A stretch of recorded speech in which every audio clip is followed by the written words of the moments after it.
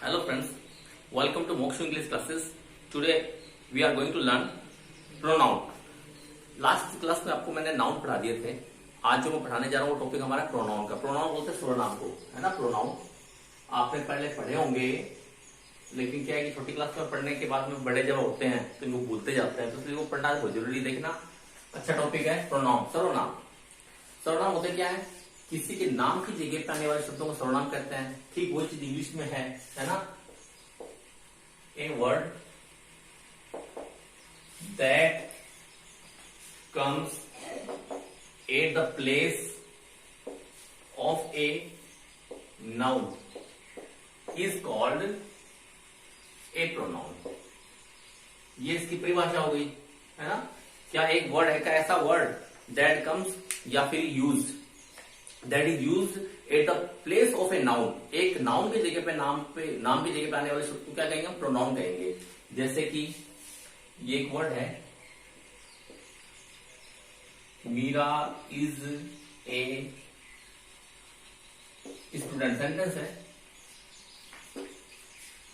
She is very intelligent. अब देखिएगा ये सेंटेंस जो है, Meera is a student, she is very intelligent. यहाँ पे जो शी है ये मीरा के लिए आया है ना. तो सर्वनाम का यूज हम कहां करते हैं? किसी भी नाम की बार बार पुनरावृत्ति नहीं हो, बार बार रिपीटेशन नहीं, उस रिपीटेशन से बचने के लिए हम उसको इसका यूज करते हैं, हम प्रोनाउन का यूज करते हैं. इसको ऐसे बोलते हैं, मीरा एक छात्रा है, मीरा बहुत होशियार है, मीरा बहुत अच्छे नंबर लाती है. तो बार बार मीरा शब्द का यूज करेंगे हम तो थोड़ा अटपटा लगेगा. लेकिन हम ये कहेंगे मीरा एक छात्रा है, वो बहुत होशियार, वो अच्छे नंबर लेके आती है, तो हम मीरा की जगह वह का यूज कर देते हैं. मैं अपना नाम कभी पुकार अपने आप को मैं बोलता हूँ, आपके लिए मैं आपका यूज करता हूँ. तो इसलिए क्या है, ये सब क्या है? सर्वनाम है. तो सर्वनाम इंग्लिश में प्रोनाउन को बोलते हैं. इसकी हमने आपको परिभाषा बता दी है, क्या होता है ये भी बता दिया. किसी के नाम की जगह पर शब्दों की सर्वनाम करते हैं, कहते हैं, है ना. अब देखिएगा इसके कुछ प्रकार इंग्लिश में, है ना.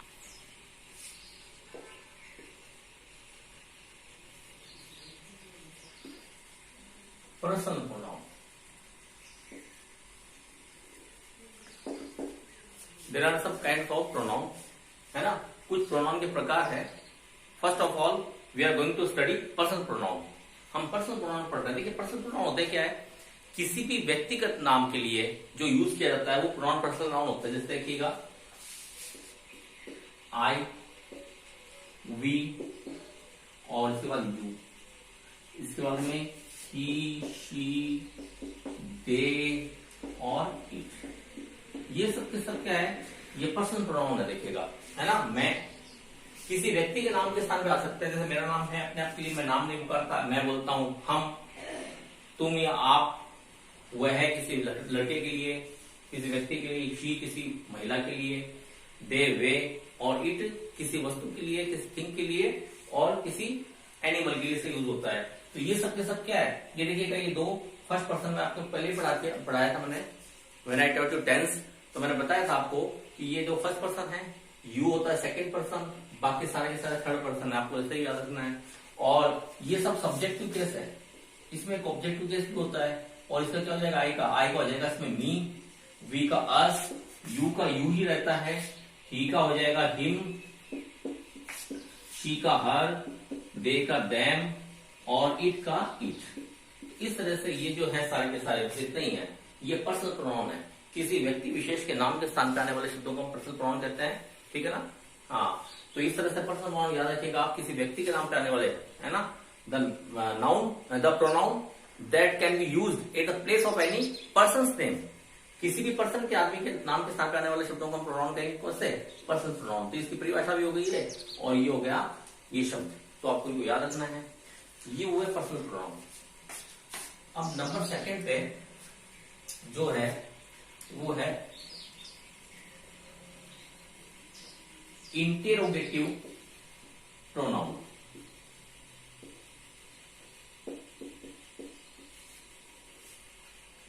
This kind of pronoun is used when we ask a question. जब हम कभी एक क्वेश्चन पूछते हैं तब हम इंटेरोगेटिव सेंटेंस का प्रोनाउन का यूज करते हैं. जैसे who, जैसे which, जैसे whose, जैसे हूं एक्सेट्रा। ये सारे के सारे शब्द जो है प्रश्नवाचक शब्द है, लेकिन ये प्रश्नवाचक शब्द है सारे, और ये प्रोनाउन की जगह भी काम आते हैं। जैसे हम किसी को पूछते हैं हु टॉट यू इट, तुमको ये किसने सिखाया, हु टॉट यू इट। आप ये देखिए हु की जगह हम नाम भी रख सकते हैं, Ram taught you it, Ram ने आपको ये बताया, तो यहाँ पे नाम सही बैठा तो ये सर्वनाम हुआ। ठीक है, तो इस तरह से पहचान भी सकते हैं क्या ये किसी का नाम तो जगह पे सर्वनाम की जगह पे सही बैठता है तो वो सर्वनाम हुआ। तो हु टॉट यू इट आपको किसने पढ़ाया, तो ये हु जो है ये एक अनजान प्रश्नवाचक जो है हमारा इंटरोगेटिव प्रोनाउन हो गया ये। ऐसे ही विच के लिए हम देखो, जैसे हम हु की बात करते हैं, that is Ram whose father is a teacher। अब देखिएगा ये प्रोनाउन हो गया। यहाँ पे हम बात कर रहे हैं किसकी, राम की बात कर, राम के लिए whose का यूज हुआ, तो ये क्या हो गया, ये हो गया आपका प्रोनाउन। लेकिन इंटरगेटिव प्रोनाउन नहीं हुआ, प्रश्नवाचक अभी भी नहीं हुआ, ये तो रिलेटिव प्रोनाउन हो गया। मैं आपको दूसरा सेंटेंस बताता हूं,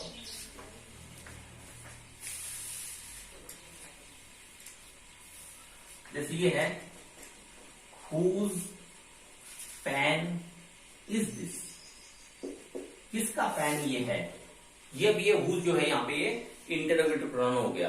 तो इस तरह से हम दो पढ़े, पर्सनल और इंटरोगेटिव। किसी व्यक्ति विशेष के नाम की जगह पे आने वाले प्रोनाउन जो होता है वो तो होता है पर्सनल प्रोनाउन। और जब क्वेश्चन पूछने के लिए हम किसी प्रोनाउन का यूज करते हैं WH वर्ड वाले, तो ये क्या हो गया, ये इंटरोगेटिव प्रोनाउन हो गया, इंटरोगेटिव प्रोनाउन हो गया। तो इस तरह से इतना तो ये है। अब आगे और पढ़ते हैं। Next type of pronoun is reciprocal pronoun. इससे पहले रिफ्लेक्सिव पढ़ते हैं हम। The next kind of pronoun is reflexive pronoun. Reflexive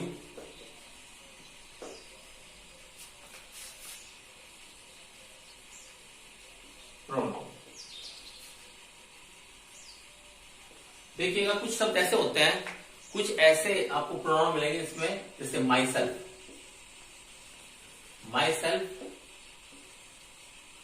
our service, जिसके एंड में आपको या तो सेल्फ वर्ड मिलता है या फिर सर्विस मिलता है। इस तरह से ये सेल्फ जो है सिंगुलर है, ये प्लूरल है। ठीक है ना, माई सेल्फ मैं खुद, अवर सर्विस हम स्वयं।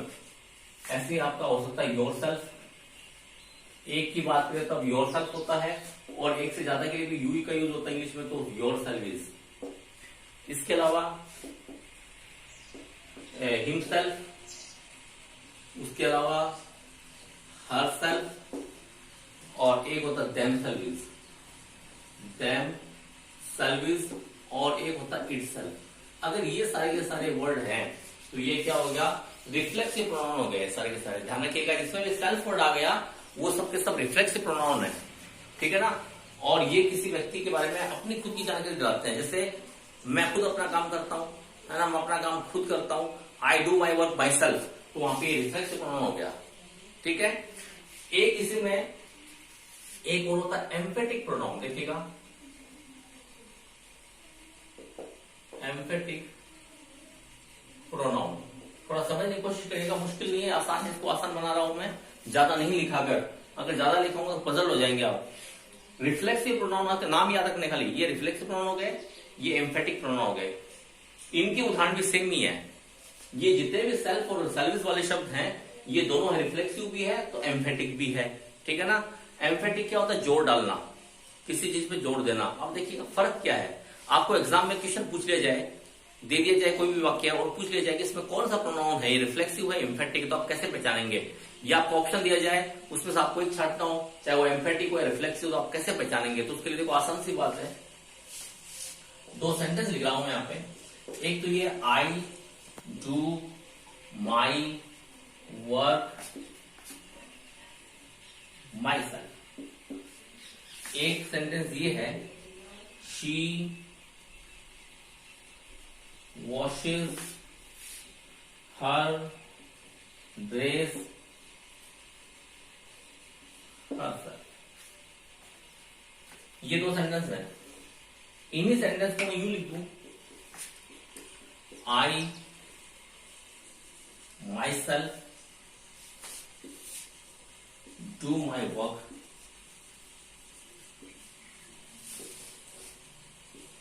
She herself washes her clothes।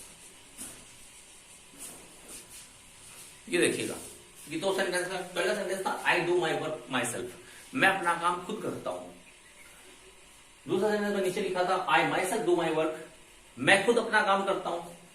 तो देखिएगा, मैं खुद अपना काम करता हूं, मैं खुद ये करता हूं, मैंने खुद अपनी आंखों से देखा, है ना, तुमने खुद ने ये काम किया है, तुमने खुद ने शीशा तोड़ा है। तो इस तरह के जहां पे तुम, मैं, जैसे सर्वनाम जो भी है उसके तुरंत बाद में अगर कोई सर्वनाम आता है दूसरा, तुरंत बाद में सेल्फ या सर्विस जिसमें हो, तो वो तो होता है हमारा एम्फेटिक प्रोनाउन। यानी इस प्रोनाउन पे जोर डाल रहा है ये। ऐसे देखिएगा, शी वॉशेस हरसेल्फ, वो अपने कपड़े खुद धोती है और वो खुद अपने कपड़े धोती है। तो देखिएगा, ये शी के तुरंत बाद में हरसेल्फ आ गया, जोर डाल रहा है इस बात पे कि वो खुद अपने कपड़े धोती है ना। एक तो ये बात सीधी सी बात है कि वो अपने कपड़े खुद धोती है, और एक वो खुद अपने कपड़े धोती है। तो she herself washes her dress.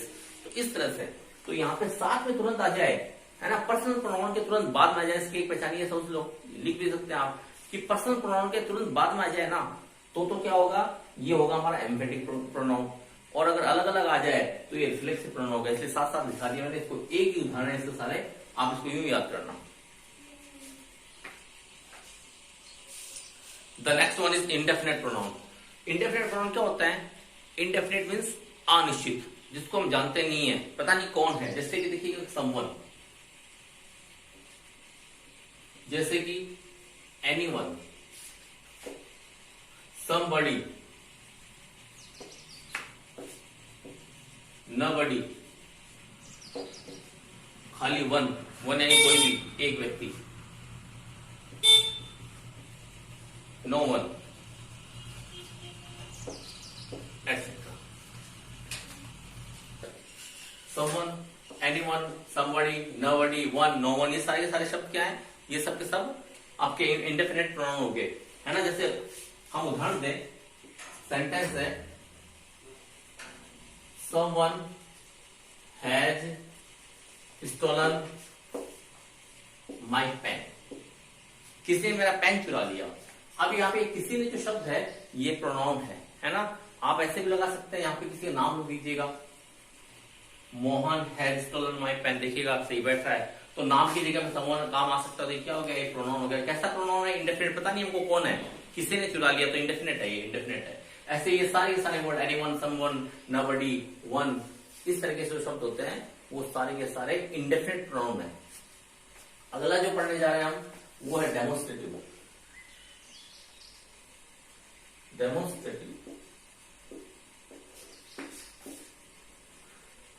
Demonstrative pronoun जो है ये है, जैसे दिस, जैसे दैट, these, those, such। किसी की तरफ हम डेमोन्स्ट्रेशन का पॉइंट करें, है ना, टू टेल अबाउट समथिंग और समवन, है ना। This is the boy who stole my pen, ये वो लड़का जिसने मेरा पेन चुराया, ठीक है। This is the marker which you give me, जो तुमने मुझे दिया। तो हम इसकी बात कर रहे हैं, तो this is the marker, this word जो है इशारा कर रहा है ये मार्कर है, ठीक है ना। That is the tree that you planted, ये वही पेड़ है जिसको तुमने उगाया था। तो इशारा करते हैं हम दिस दैट, या बहुवचन हो तो दीज या दोज, ऐसे ही सच पीपल, ऐसे लोग। तो इशारा कर रहे हैं, डेमोन्स्ट्रेटिव प्रोनाउन कराते हैं। ऐसे शब्द जो होते हैं वो डेमोन्स्ट्रेटिव प्रोनाउन कराते हैं। तो आपको याद रखने का मुश्किल होगी, 4-5 नाम है, ठीक है। इस तरह से ये भी था। कुछ और प्रकार है इसके, देखिएगा कुछ और टाइप्स भी हैं। The next type of pronoun is distributive pronoun. Distributive means बांटना, है ना, वर्गीकरण करना। Each, either, neither, every.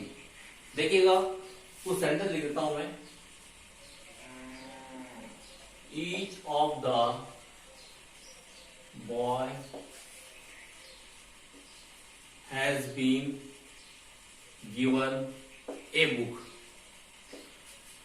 Each of the boy has been given a book. जहां पे ईच जो है ये प्रत्येक लड़कों में से प्रत्येक के बारे में बात कर रहा है। तो यहाँ पे जो ईच है ये लड़कों में सबकी बात कर रहा है, लड़कों में से प्रत्येक एक एक की बात कर रहा है, इसलिए ईच का यूज हुआ है यहाँ पे, है ना। Each of the boys has been given a book, प्रत्येक लड़कों में से प्रत्येक को एक एक किताब दी गई। ऐसे ये एवरी शब्द जो है नाइदर आइदर, है ना, ये सब क्या है, ये सब के सब प्रोनाउन या डिस्ट्रीब्यूटर प्रोनाउन होते हैं। देखो जैसे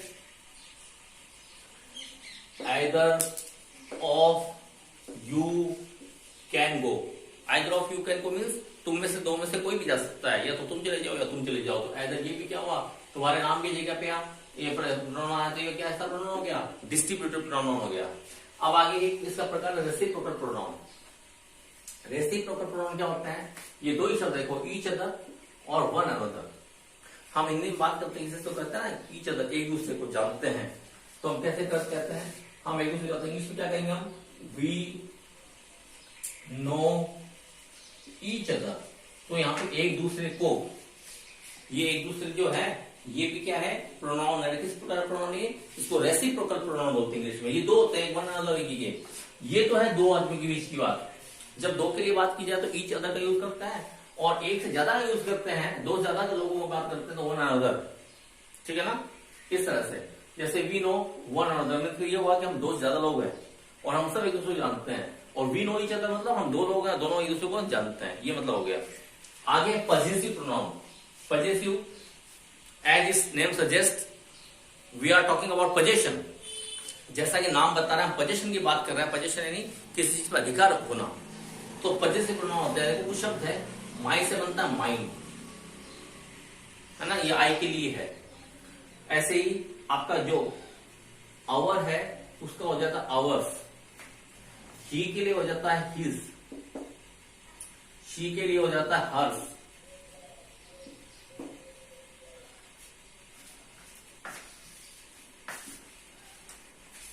पर्सनल वाइज लिख देता हूं मैं, योर के लिए योर्स, ऐसे ही के लिए हिज, शी के लिए हर्स, दे के लिए देयर्स, इट के लिए इट्स। ये इस तरह से जो होगा वो उसको हम पॉजेसिव प्रोनाउन बोलते हैं। जैसे उदाहरण के लिए मैं कहूं तो दिस पेन इज माइन, और एक सेंटेंस ऐसे भी लिख सकते हैं, दिस इज माई पेन। दोनों का अर्थ एक ही है, ये मेरा पेन है, ये पेन मेरा है। लेकिन देखो थोड़ी सी बात है, अंतर बहुत बड़ा है। ये माई जो यहाँ पे इस पर यहाँ पे प्रोनाउन नहीं है, ये एडजेक्टिव है, इसलिए हम इसको एक बार छोड़ रहे हैं। इस पर इसकी बात करेंगे आगे जब एडजेक्टिव पढ़ेंगे। फिलहाल हम बात कर रहे हैं प्रोनाउन की। ये माई जो ये प्रोनाउन है, ठीक है। तो ये प्रोनाउन ये होता है my, ours, yours, his, hers, theirs, its, इस तरह से, ठीक है। तो ये हो गया माइंड, ये हमारा क्या हो गया, ये पजेसिव प्रोनाउन हो गया। इस तरह से एक इम्पर्सनल प्रोनाउन। कुछ किताबों में आपको इम्पर्सनल प्रोनाउन नहीं मिलेंगे, कुछ किताबों में आपको मिल भी जाएंगे। अभी हमने पढ़ा था पर्सनल प्रोनाउन में इट वर्ड पढ़ा था, बस वही चीज इसमें है। ये इट जो है ये इम्पर्सनल प्रोनाउन के नाम से इसको कुछ लोग बोल देते हैं। जैसे इट इज ए पेन, ये पेन है तो यहाँ पे क्या हो गया, इसको कुछ लोग पर्सनल इम्पर्सनल भी बोल देते हैं, तो इस पर्सनल भी मान लो, और ये वैसे प्रॉपर नाम भी मैंने आपको लिखाया था। तो दोनों तरीके से मिलता है किताबों में। इसके अलावा एक exclamatory, what, what is job, है ना, व्हाट इज साइट। तो ऐसे वर्ड में ये वर्ड जो एक्सक्लेमेटरी है, वैसे एग्जामिनेशन में आपको एक्सक्लेमेटरी है, इम्पर्सनल इस तरह के पूछेंगे नहीं, लेकिन आपको आने चाहिए, है ना। मैन जो बदलाव था, तो मैंने आपको बताया था अभी, जैसे एक टीचर उसकी सेल्फ की बात चली थी, तो एक सेल्फ तो तुरंत बाद में आता है, एक सेल्फ अलग आता है। तो एक तो एम्फेटिक हो जाता है और एक वो रिफ्लेक्सिव प्रोनाउन हो जाता है, उसको याद करिएगा। So friends, we have completed the chapter pronoun. हमने प्रोनाउन का जो चैप्टर है वो पूरा कर लिया है। अब अगली क्लास में हम पढ़ेंगे वर्ब। तब तक के लिए आप पढ़ते रहिए। वीडियो को लाइक शेयर जरूर करिएगा, इसको सब्सक्राइब करिएगा, और वीडियो अच्छा लगे तो लाइक करना मत भूलिएगा, है ना, और पढ़ते रहिएगा। इसके साथ में अगले वीडियो तक के लिए मैं आपसे विदा लेता हूं। तब तक के लिए धन्यवाद।